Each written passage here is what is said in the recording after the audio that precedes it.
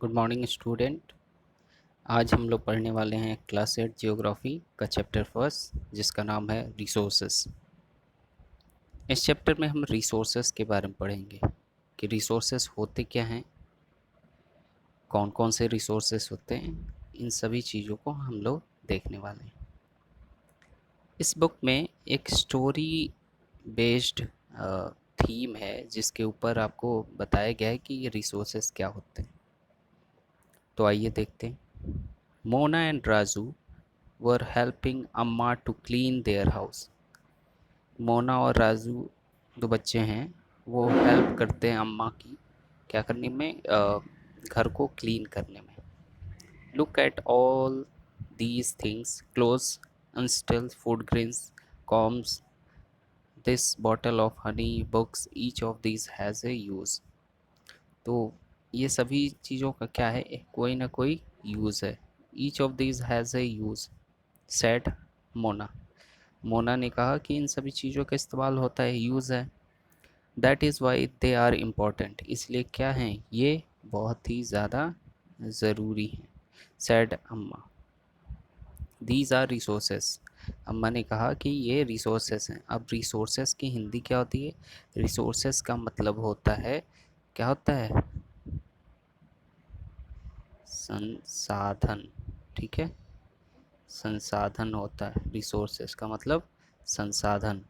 ठीक, ये सभी क्या हैं? संसाधन यानी resources. Replied Amma, look around you and observe, you will be able to identify many things of resources. The water you drink when you are thirsty, the electricity you use in your home house, the rickshaw you use to get home from school, the textbook you use to study are all resources। ठीक है, जैसे rickshaw हो गया, वो क्या है? एक resources है। इलेक्ट्रिसिटी यानी बिजली क्या है? वो भी एक रिसोर्स है। वाटर जिसको हम पीते हैं, कपड़े धुलते हैं, ठीक है, या इंडस्ट्रियल यूज़ में लेते हैं, वो भी क्या है? एक तरीके का संसाधन है। क्यों संसाधन है? क्योंकि वो हमारे लिए इम्पोर्टेंट है, ज़रूरी है। Your father has prepared a tasty snack for you, the fresh vegetable he has used are also a resources. तो क्या देखने में आ रहा है कि हम हमारे आसपास जो भी चीज़ें हैं जिनसे हम घिरे हुए हैं या जो हमारे यूज़ किए हैं, वो सभी क्या हैं? रिसोर्स की तरह हैं। ठीक है, कोई ना कोई उनका यूज़ है। तो जो यूज़ में आने वाली चीज़ें हैं वो क्या हैं? Resource, as a resource. Water, electricity, rickshaw, vegetable and text book have something in common, they have all been used by you. ठीक है, बिल्कुल सही बात है। So they have utility. ठीक है, उनका कुछ न कुछ उपयोग है। यूटिलिटी और usability is what makes an object और सब्सटेंस एज ए रिसोर्सेज। मतलब यूटिलिटी का मतलब क्या होता है कि उसकी कोई ना कोई वैल्यू है, यूज़ है लाइफ में। ठीक है, तो वो क्या बन जाता है? एक रिसोर्स बन जाता है।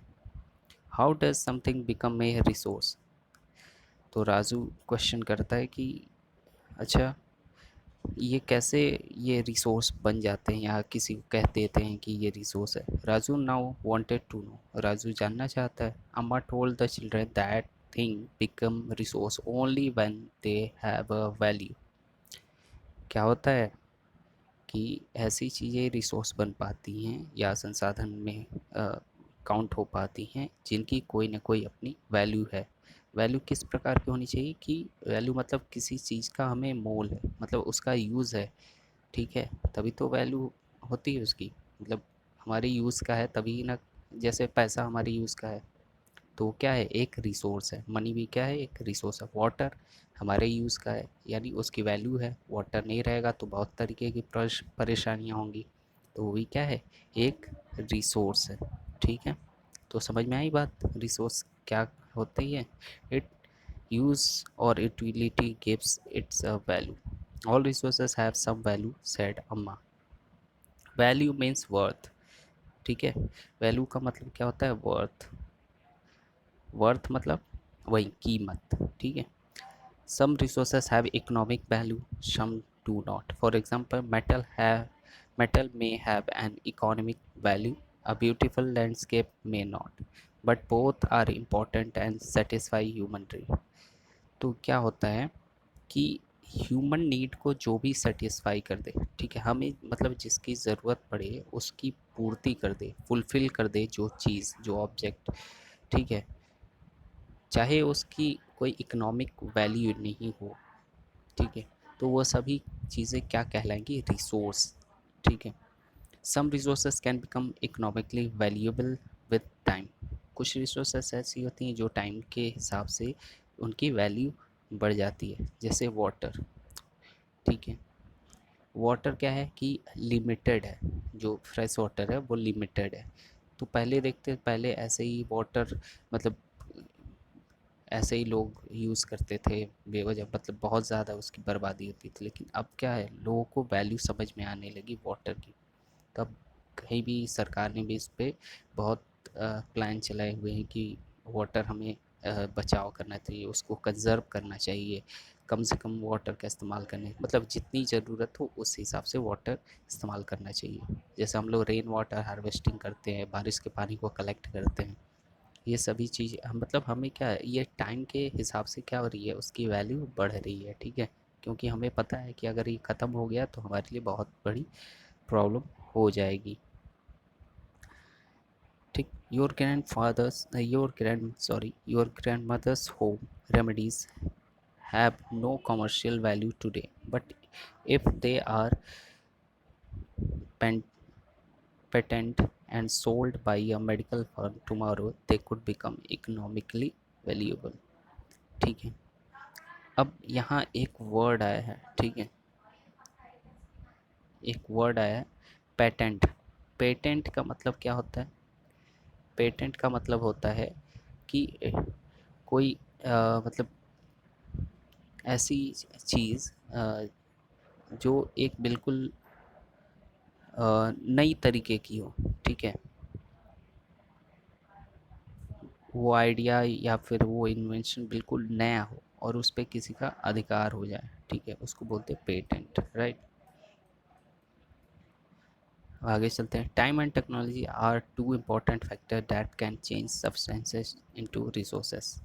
Both are related to the needs of the people.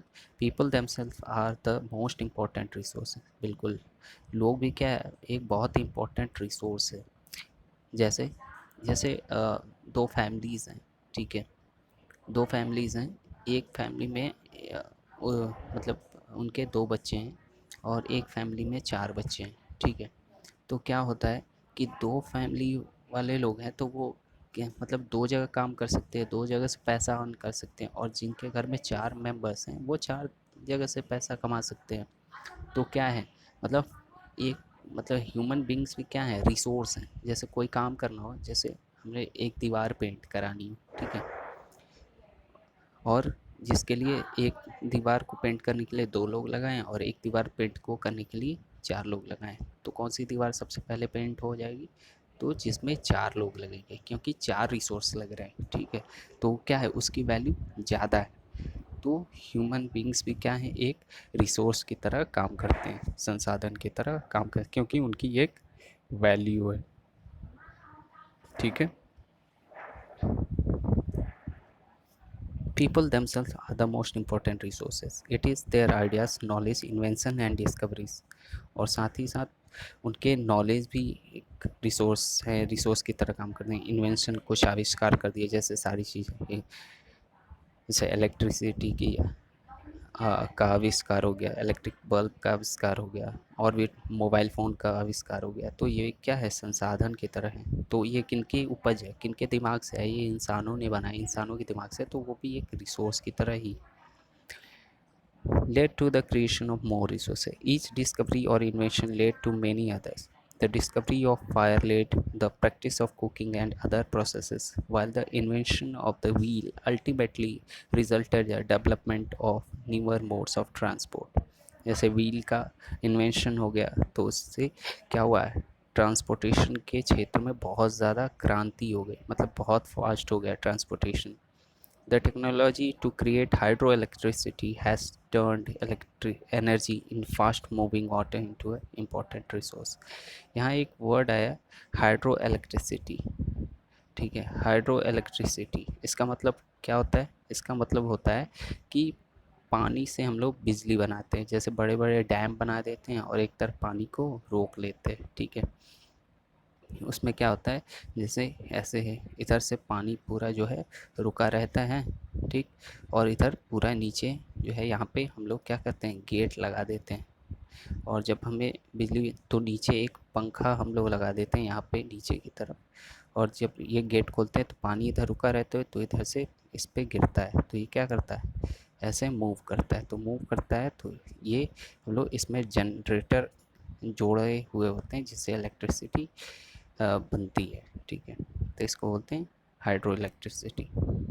Types of resources देख लेते हैं क्या होते हैं। Resources are generally classified into natural, human made and human, ठीक है। तीन तरह के मेनली ये रिसोर्सेज होते हैं, जिनको नेचुरल और ह्यूमन मेड और ह्यूमन मान सकते हैं, ठीक है। अब नेचुरल रिसोर्सेज क्या होते हैं? Resources that are drawn from nature and use without much modification are called natural resources, ठीक है। ये सब नेचुरल रिसोर्स, जिनको जो हमें डायरेक्टली नेचर से मिलता है, ठीक है। नेचर से पहले से अवेलेबल है नेचर में, और उसको हम डायरेक्टली यूज़ कर लेते हैं, ठीक है। या फिर थोड़ा बहुत चेंज करके उसको यूज़ कर लेते हैं, ठीक है। जैसे क्या है, जैसे एयर, ये क्या है, रिसोर्स है जो हम लोग सांस लेते हैं। वाटर, ये भी एक रिसोर्सेस है, ठीक है। तो ये सभी क्या हैं, नेचुरल रिसोर्सेस हैं। इसके अलावा many of these resources are free gifts of nature and they can be used directly, बिल्कुल। in some cases tools and technology may be needed to use our natural resources in the best possible way. Natural resources can be broadly categorized into renewable and non renewable। यहाँ दो word आते हैं, renewable और non renewable. Renewable resource क्या होता है और non renewable resource क्या होता है, वो आगे देख लेते हैं। Renewable resources are those which get renewed or replenished quickly। कौन से रिसोर्स रिन्यूएबल होते हैं? ऐसे रिसोर्स जो वापस से रीन्यूड हो जाए, मतलब वापस से हम उसका इस्तेमाल कर सकें। जैसे इस्तेमाल कर लिया और फिर उसको कुछ समय बाद, या फिर वो उसको फिर से दोबारा हम यूज़ करने लायक बना सकें, या अब थोड़ी देर बाद खुद ब खुद उसका यूज हो सके, ठीक है। ऐसे रिसोर्सेज को कहते हैं renewable resources. Some of these are unlimited and are not affected by human activities। कुछ ऐसे renewable resources हैं जो कि अनलिमिटेड हैं, कभी ख़त्म नहीं होने वाले, और ह्यूमन एक्टिविटीज़ के वजह से भी उसमें कोई दिक्कत या कमी नहीं आने वाली है। सच है सोलर एंड विंड एनर्जी, जैसे सूर्य की रोशनी, ठीक है। सोलर एनर्जी, सोलर एनर्जी का मतलब होता है, सोलर का मतलब होता है कि जैसे सूर्य की रोशनी से जो है हम उनको बिजली बनाते हैं, ठीक है। जैसे सोलर सेल देखा होगा आजकल, तो वो क्या है, सोलर एनर्जी का उपयोग करके, यानी सन की लाइट का उपयोग करके हम लोग बिजली बनाते हैं। विंड एनर्जी, ये सभी क्या है, ये कभी ख़त्म होने वाली, सूरज क्या ख़त्म होने वाला है क्या? नहीं। तो ये अनलिमिटेड है, ठीक है। तो ऐसे रिसोर्सेज को बोलते हैं renewable resources. At careless use of certain renewable resources like water, soil and forest can affect their stock, ठीक है। और इसके अलावा वाटर भी है, सॉइल भी है, फॉरेस्ट भी है, ठीक है। ये भी रिन्यूएबल एनर्जीज रिसोर्सेस हैं, बट इनके स्टॉक में थोड़ी सी कमी आ जाती है, या फिर इनके स्टॉक में थोड़ा सा यूँ कहें तो इसमें थोड़ा सा परिवर्तन ज़रूर होता है। Water seems to be unlimited renewable resources, but shortage and drying up of natural water resources is a major problem in many parts of the world today, ठीक है। वही चीज़ है कि पानी को, जैसे हम लोग ग्राउंड वाटर यानी ज़मीन के अंदर से हम लोग क्या करते हैं, पानी निकालते हैं, ठीक है। तो पानी निकल तो जाता है, लेकिन ग्राउंड में वापस जाने के लिए पानी ख़त्म तो नहीं होगा, लेकिन ग्राउंड में फ्रेश वाटर वापस फ्रेश होने के लिए बहुत ज़्यादा टाइम लगता है। तो ये चीज़ थोड़ी सी उसमें दिक्कत आती है। अब आते हैं non renewable resources are those which have limited stock. जैसे रिन्यूएबल में कोई लिमिटेड स्टॉक नहीं था, जबकि नॉन रिन्यूएबल में लिमिटेड स्टॉक हैं। Once the stock are exhausted it may take thousand of years to be renewed और रिप्लेनिश्ड, ठीक है, अगर ये एक बार ख़त्म हो जाए तो ये हज़ारों साल लग सकते हैं इसको वापस से रीन्यू होने में। Since this period is much more than human life span. तो ये क्या है, एक इंसानी उम्र से, लाइफ स्पैन का मतलब होता है एक जीवन अवधि, जीवन काल, ठीक है। लाइफ स्पैन का मतलब होता है जीवन काल, तो उसमें बहुत इंसानों की उम्र से बहुत ज़्यादा टाइम लग जाएगा। Such resources are considered non renewable resource, जैसे कोल, कोल यानी कोयला, पेट्रोलियम, जो हम लोग पेट्रोलियम से जैसे डीजल, पेट्रोल, ठीक है, केरोसिन ऑयल, ये सारी चीज़ें बनती हैं, वो पेट्रोलियम में आती हैं। और natural gas are some examples. The distribution of natural resources depends upon number of physical factor like terrain, climate and attitude. Terrain का मतलब होता है वहाँ का ज्योग्राफिकल एरिया, ठीक है, कैसा है, पहाड़ी है या फिर पथरीली है या फिर प्लेन एरियाज है, ठीक है, इससे को कहते हैं टेरेन। क्लाइमेट, वहाँ की क्लाइमेट क्या है, कैसी है। और एटीट्यूड, एटीट्यूड मतलब ऊंचाई के हिसाब से ऊंचाई कितनी है। The distributor of resources is unequal because these factor differ so much over the earth. ये यहाँ जो ये रिसोर्सेज हैं जैसे कोयला, ठीक है, पेट्रोलियम और या फिर नेचुरल गैस, ये बहुत मतलब इनके पूरे अर्थ पे ऐसा नहीं है कि सब जगह लिमिट मतलब इक्वल अमाउंट में सब जगह है, पूरे अर्थ पे ऐसा नहीं है। क्यों नहीं है, क्योंकि सारे अर्थ पे हर जगह का जो टेरेन है वो अलग है, क्लाइमेट जो अलग है और एटीट्यूड अलग अलग जगहों पे है, इस वजह से ये चीज़ें इक्वल पार्ट में डिस्ट्रीब्यूट नहीं है, ठीक है। तो आज के लिए ये क्लास इतना ही, आगे हम लोग पढ़ेंगे ह्यूमन मेड रिसोर्सेज और ह्यूमन रिसोर्सेज के लिए। ओके, तब तक के लिए